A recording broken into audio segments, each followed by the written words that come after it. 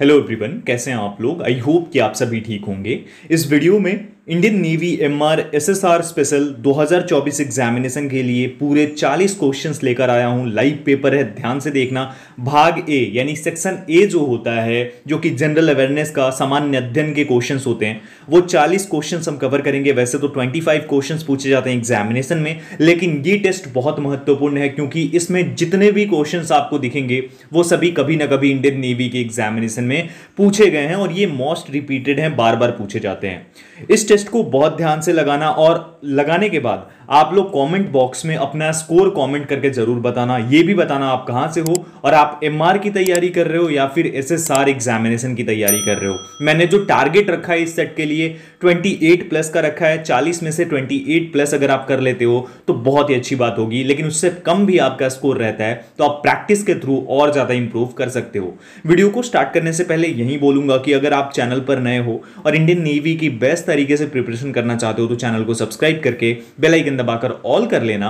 और उसके साथ अगर आपको इसका पार्ट 1 देखना है तो डिस्क्रिप्शन में लिंक है, उसे देख सकते हो। वीडियो को शेयर और लाइक जरूर करना ताकि और लोगों के पास ये वीडियो पहुंच सके। अगर आपको टेलीग्राम चैनल की लिंक चाहिए जहां पे जो छोटी बड़ी अपडेट्स होती हैं और पीडीएफ और नोट्स होती हैं वो मिल जाती हैं, तो डिस्क्रिप्शन बॉक्स में लिंक है, वहां से जाकर के जुड़ सकते हो आप। और एक और बात, अगर आप इंडियन नेवी एमआर एसएसआर के कोर्स लेने में इंटरेस्टेड हो, अगर आप बहुत ज्यादा सीरियसली तैयारी करना चाहते हो इसके लिए और एग्जाम को क्रैक करना चाहते हो थ्रू हमारी गाइडेंस, तो आप मुझे दिए गए व्हाट्सएप नंबर पर कांटेक्ट कर सकते हो। यहां पर मैं कंप्लीट डिटेल्स शेयर कर दूंगा टेस्ट के लिए कि किस तरीके से आप कोर्स को ले सकते हो। तो आई होप कि आप लोग कांटेक्ट करेंगे जिनको भी नीड होगी टेस्ट की, चाहे आप इंडियन नेवी एमआर की तैयारी कर रहे हो या फिर एसएसआर की तैयारी कर रहे हो, दोनों के लिए ही कोर्स लॉन्च हो चुकी है। तो अगर आप इनरोल करना चाहते हो तो जरूर व्हाट्सएप करिए। अब स्टार्ट करते हैं और देखते हैं क्वेश्चन नंबर 1 को।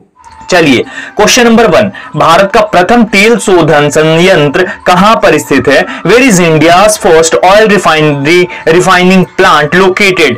डिगबोई, हल्दिया, बरौनी और जामनगर। इसका सही जवाब हो जाएगा फर्स्ट क्वेश्चन का ऑप्शन ए, यानी कि डिगबोई में यह अवस्थित है भारत का प्रथम तेल शोधन संयंत्र। याद रखिएगा। क्वेश्चन नंबर 2 है, यूनेस्को द्वारा कलिंग पुरस्कार किस क्षेत्र में योगदान के लिए दिया जाता है? The Kalinga award is contributed by UNESCO in which field? इसका सही जवाब हो जाएगा ऑप्शन नंबर सी, यानी कि विज्ञान यानी साइंस में दिया जाता है कलिंग अवार्ड। ये आप लोग याद रखिएगा। क्वेश्चन नंबर 3, हैदराबाद में चार मीनार का निर्माण किसने करवाया?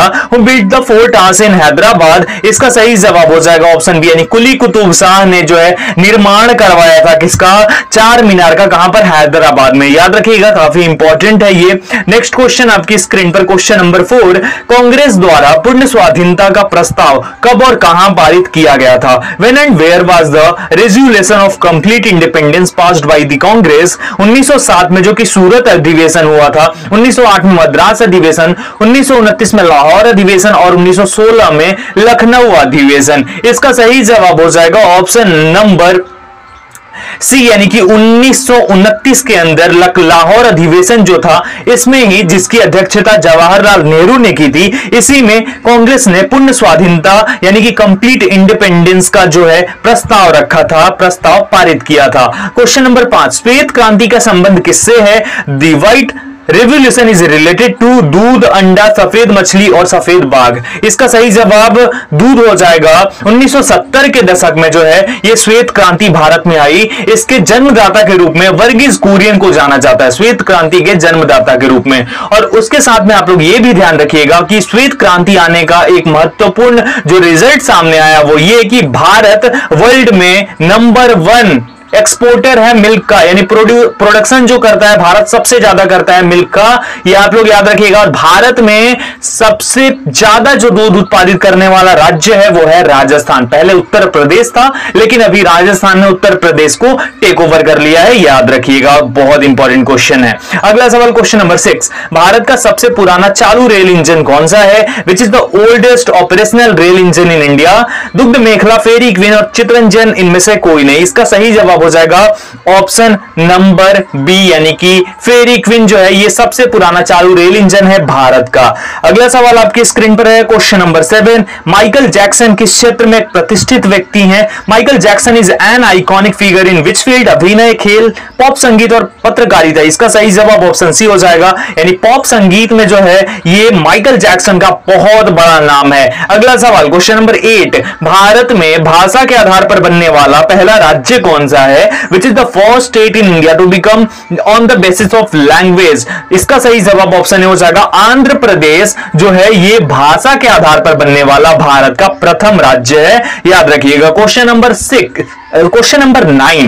भारत पर हमला करने वाला प्रथम मुस्लिम आक्रमणकारी कौन था? Who was the first Muslim invader to attack India? इसका सही जवाब हो जाएगा 9th नंबर क्वेश्चन का ऑप्शन नंबर डी, यानी मोहम्मद बिन कासिम जो है ये पहला मुस्लिम आक्रमणकारी था जिसने भारत पर हमला किया था। आप लोग अपना स्कोर भी जरूर कमेंट करके हमें बताइएगा। क्वेश्चन नंबर 10 है, सेल्यूकस का राजदूत जो चंद्रगुप्त मौर्य के दरबार में आया था कौन था? Who was the ambassador of Seleucus who came to India come to the court of Chandragupta Maurya?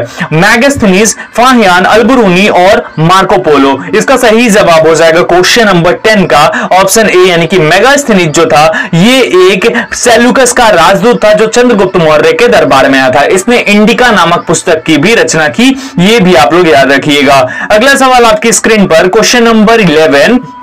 Sri Lanka का पुराना नाम क्या है?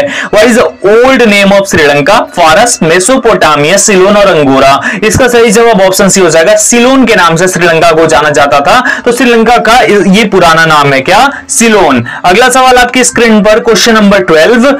स्वामी विवेकानंद ने शिकागो में हुए विश्व धर्म सम्मेलन को कब संबोधित किया? When did Swami Vivekananda address the world religion conference in Chicago? 1893, 1883, 1897 और 1891। इसका सही जवाब हो जाएगा ऑप्शन ए, यानी कि 1893 में स्वामी विवेकानंद ने शिकागो में हुए विश्व धर्म सम्मेलन को संबोधित करा था। Question number 13।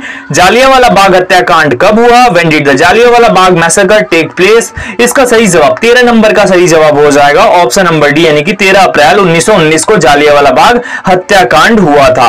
क्वेश्चन नंबर 14 है, पृथ्वी पर उत्तरी गोलार्ध में सबसे बड़ा दिन कब होता है? When is the largest day in the northern hemisphere on earth? इसका सही जवाब हो जाएगा क्वेश्चन नंबर 14 का ऑप्शन डी, यानी कि 21 जून को उत्तरी गोलार्ध में पृथ्वी पर सबसे बड़ा दिन होता है। अगला सवाल आपकी स्क्रीन पर, महात्मा बुद्ध ने अपना पहला उपदेश कहां दिया था? Where did Mahatma Buddha give his first sermon? बोध गया, सारनाथ, कुशीनगर और राजगीर। इसका सही जवाब हो जाएगा क्वेश्चन नंबर 15 का ऑप्शन नंबर बी, यानी कि सारनाथ में महात्मा बुद्ध ने अपना पहला उपदेश दिया। बोध गया में इनको ज्ञान की प्राप्ति हुई और उसके साथ में कुशीनगर में इन्होंने अपना देह त्याग करा। इनका जन्म नेपाल में हुआ था, यह भी आप लोग याद रखिएगा। उसके साथ में आप लोग ये भी याद रखिएगा कि सारनाथ में इन्होंने पहला जो है अपना उपदेश दिया था, सबसे ज्यादा उपदेश जो दिया था वो श्रावस्ती में दिया था, तो ये भी आप लोग याद करके रखिएगा। क्वेश्चन नंबर 16 है, साइमन कमीशन के बहिष्कार के दौरान लाठीचार्ज से किस नेता की मृत्यु हो गई थी? During the boycott of the Simon commission which leader died of lathicharge? इसका सही जवाब हो जाएगा ऑप्शन ए, लाला लाजपत राय जी की मृत्यु हो गई थी साइमन कमीशन के बहिष्कार के विरोध में। ये विरोध कर रहे थे, लाठीचार्ज हुआ और उसी लाठीचार्ज में इनकी मृत्यु भी हो गई थी। ओके, आप लोग याद रखिएगा। भारत में निर्मित प्रथम कंप्यूटर का क्या नाम है? What is the name of the first computer manufactured in India? Siddharth, Chanakya, Sputnik और आर्यभट्ट। 17 नंबर का सही जवाब हो जाएगा ऑप्शन नंबर ए, यानी कि सिद्धार्थ नाम है भारत में निर्मित प्रथम कंप्यूटर का। अगला सवाल क्वेश्चन नंबर 18 है, गायत्री मंत्र का उल्लेख किस ग्रंथ में है? Gayatri mantra is mentioned in which book? Yajurveda, Rigveda, Atharvaveda और सामवेद। किस वेद के अंदर जो है गायत्री मंत्र का उल्लेख है? और इसका सही जवाब हो जाएगा क्वेश्चन नंबर 18 का ऑप्शन नंबर बी, यानी कि ऋग्वेद। ऋग्वेद जो है सबसे बड़ा वेद भी है हमारा, ये भी आप लोग याद रखिएगा। भारत ने पहला परमाणु परीक्षण कब किया था? When did India conduct the first nuclear test? इसका सही जवाब ऑप्शन ए हो जाएगा। 18 मई 1974 को भारत ने अपना पहला परमाणु परीक्षण राजस्थान के पोखरण में किया था, जिसके ऊपर मूवी भी बन चुकी है। अगला सवाल, भारत की वित्तीय राजधानी का क्या नाम है? What is the name of the financial capital of India? Mumbai, Delhi, Bengaluru और हैदराबाद। इसका सही जवाब ऑप्शन नंबर ए हो जाएगा। मुंबई को भारत की वित्तीय राजधानी बोला जाता है। इसके पीछे का रीजन यह है कि स्टॉक मार्केट जो है वहीं पर है, उसके साथ में जो टॉप बैंक्स हैं हमारे और जो टॉप संस्थाएं हैं उनका हेडक्वार्टर यानी मुख्यालय भी मुंबई में ही है। ये भी आप लोग ध्यान रखिएगा। आगे बढ़ेंगे, लेकिन उससे पहले एक बार फिर से आपको बताना चाहूंगा Agniveer navy SSR and MR test के बारे में। ये टेस्ट सीरीज रक्षक ऐप पर अवेलेबल है, लेटेस्ट अवेलेबल है, आज ही आई है। यहां पर अगर आप जाकर के इनरोल करते हैं तो इनरोल करने पे आपको 50% डिस्काउंट मिलेगा। अभी 50 कोड आपको यूज करना है। इसमें फुल लेंथ मॉक टेस्ट मिलेगा, प्रैक्टिस सेट्स मिलेंगे, प्रीवियस ईयर पेपर्स मिलेंगे और जो भी लोग ये टेस्ट सीरीज परचेस करेंगे उनको ई बुक एक्स्ट्रा दी जाएगी, डिटेल्ड सॉल्यूशन मिलेगा और हर एक टेस्ट को आप एनालिसिस कर सकते हो। ऑल इंडिया रैंक टॉपर के साथ अपना कंपैरिजन भी कर सकते हो। तो ये सारा कुछ आपको डिफेंस टेस्ट पैक में, नेवी टेस्ट पैक में आपको मिल जाता है। आप जरूर इनरोल करो, डिस्क्रिप्शन में लिंक है। इनरोल करना नहीं करना वो अलग बात है, आप जाकर चेक करो और ये देखो कि जो वहां पर डेमो दिया गया है वो डेमो टेस्ट कैसा लगता है आपको। अगर आपको अच्छा लगता है तो आप जरूर उसके लिए इनरोल करो। आगे बढ़ते हैं।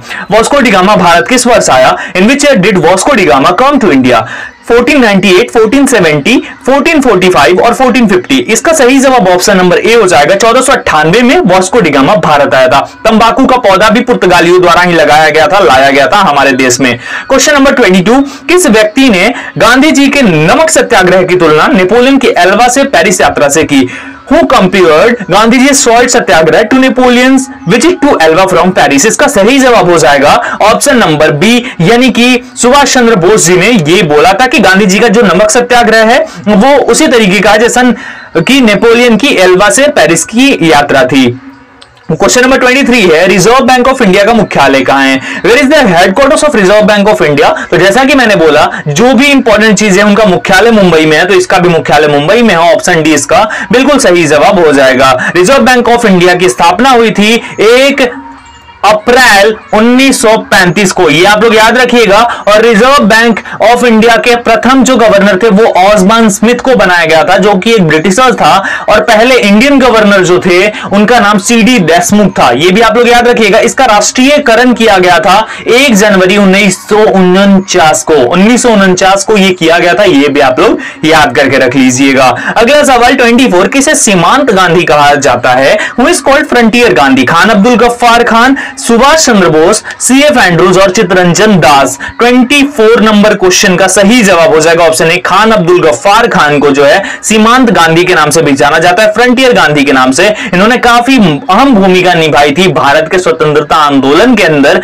और यह भी ध्यान रखिएगा कि इनको जो है भारत रत्न, जो भारत का सर्वोच्च नागरिक सम्मान है, उससे सम्मानित किया जा चुका है।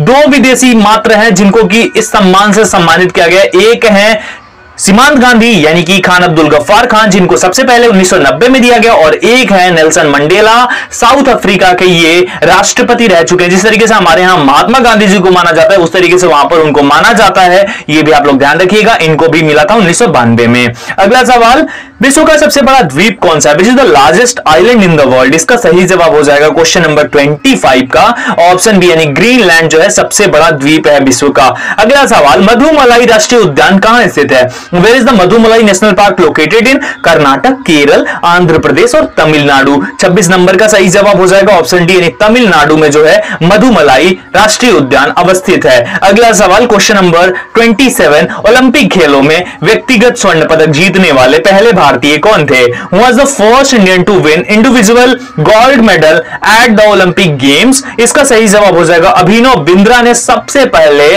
व्यक्तिगत स्वर्ण पदक जीता, किसमें? ओलंपिक खेलों में, याद रखिएगा। अगला सवाल क्वेश्चन नंबर 28, कौन सा विदेशी आक्रमणकारी कोहिनूर हीरा और मयूर सिंहासन लूटकर अपने साथ स्वदेश ले गया?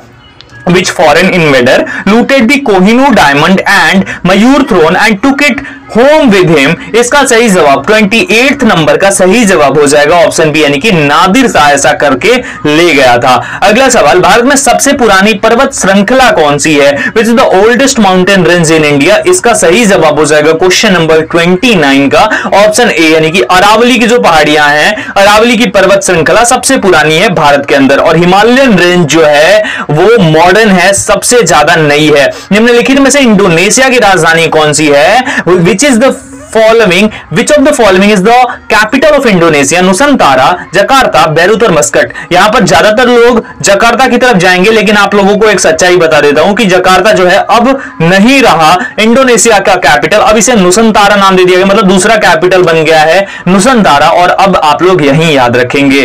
अगला सवाल क्वेश्चन नंबर 31, भारत की सबसे लंबी स्थलीय सीमा किस देश से लगती है? इसका जवाब देना है। With which country does India share the longest land border? Pakistan, Nepal, Bangladesh और अफगानिस्तान, इसका सही जवाब ऑप्शन सी हो जाएगा, यानी बांग्लादेश के साथ लगती है ये स्थलीय सीमा, जो कि 4096 किलोमीटर लंबी है। याद रखिएगा 106 किलोमीटर लंबी है अफगानिस्तान के साथ, और अफगानिस्तान के साथ हमारी जो सीमा है सबसे छोटी है। अगला सवाल, चित्तरंजन दास को डैश के नाम से जाना जाता है? चित्तरंजन दास को किस नाम से जाना जाता है? तो चित्तरंजन दास जी को देश बंधु भी बोला जाता है, याद रखिएगा। वहीं पर सीएफ एंड्रूज जी को जो है वो बोला जाता है दीन बंधु। क्या बोला जाता है? दीन बंधु। और गुरुदेव के नाम से जाना जाता है हमारे जो रविंद्रनाथ टैगोर हैं उनको। अगला सवाल, किस नदी को बिहार का शोक कहा जाता है? Which river is called the morning of Bihar? इसका सही जवाब हो जाएगा ऑप्शन नंबर डी, यानी कि कोसी नदी को बिहार का शोक कहा जाता है, इसका सही जवाब ऑप्शन डी हो जाएगा।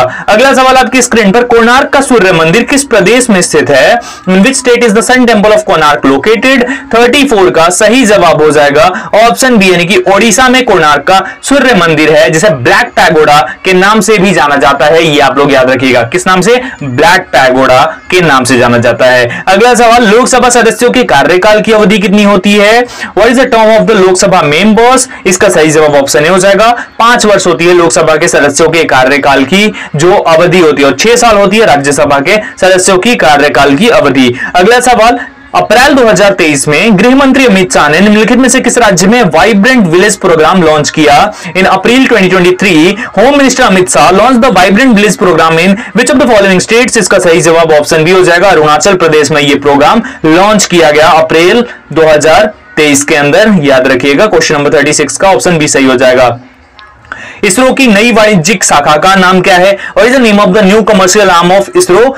इसका सही जवाब ऑप्शन नंबर ए हो जाएगा, यानी NSIL इसका नाम है, न्यू स्पेस इंडिया लिमिटेड इसका फुल फॉर्म हो जाता है, और ये स्टैब्लिश हुआ है 6 मार्च 2019 को। वाणिज्यिक शाखा है, यानी कमर्शियल आर्म है। इससे जो रुपए पैसे की जरूरत होगी इसरो को, तो उसकी नीड पूरी होगी। इसरो को बोलते हैं इंडियन स्पेस रिसर्च ऑर्गेनाइजेशन, इसका पूरा फुल फॉर्म होता है। और वहीं पर इसकी स्थापना जो हुई थी वो 15 अगस्त 1969 को हुई थी। और ये दोनों जो है NSIL और इसरो, इन दोनों का मुख्यालय बेंगलुरु में है, ये भी आप लोग याद रखिएगा। 38, भारतीय राष्ट्रीय कांग्रेस के 1929 के ऐतिहासिक अधिवेशन की अध्यक्षता किसने की थी? इसका 38 नंबर क्वेश्चन का सही जवाब ऑप्शन हो जाएगा, जवाहरलाल नेहरू ने की थी इसकी अध्यक्षता। 39, ज्ञानपीठ पुरस्कार पहली बार किस वर्ष प्रदान किया गया था? तो पहली बार जो है ज्ञानपीठ पुरस्कार 1965 में प्रदान किया गया था, और याद रखिए साहित्य के लिए दिया गया था। प्रथम पुरुष जो थे जिनको कि ये ज्ञानपीठ पुरस्कार दिया गया था वो जी शंकर कुरूप जी थे, और जो प्रथम महिला थी वो थी आशापूर्णा देवी। ये दोनों चीजें जरूर याद रखिएगा। वहीं पर ज्ञानपीठ पुरस्कार को स्थापित किया गया 1961 में,